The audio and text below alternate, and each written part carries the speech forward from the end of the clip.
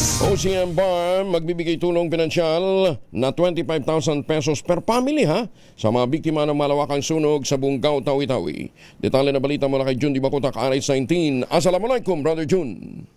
Alaikum assalam, Kuyang Angel. Magbibigay tulong pinansyal na 25,000 pesos per family si BARM Chief Minister Abdul Rauf Makakwa, partikular sa mga naging biktima ng malawakang sunog sa Barangay Lamion, Bungaw, Tawi-Tawi. Humigit kumulang nasa 1,000 families ang nawalan ng tahanan at mga kagamitan sa nangyaring sunog.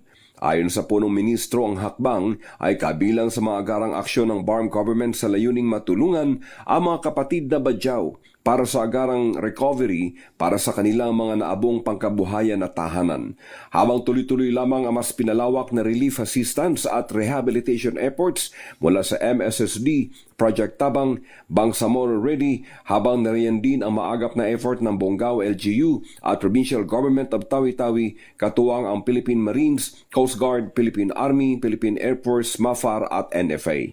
Ayon pa rin kay ICM Makakwa, ang pondo ay manggagaling sa Quick Response Fund ng BARM o QRF na agarang gagamitin para sa mas mabilis sa pagbangon ng mga biktima, lalo pat papalapit na ang Holy Month of Ramadan ngayong buwan ng Pebrero.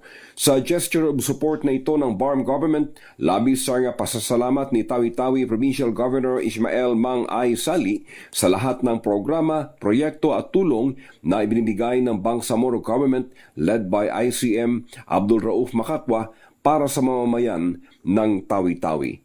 Mula sa Central Mindanao, RH19, Jun Di Bakutak, DZRH, una sa Pilipinas, una sa Pilipino. Sukran, Jun.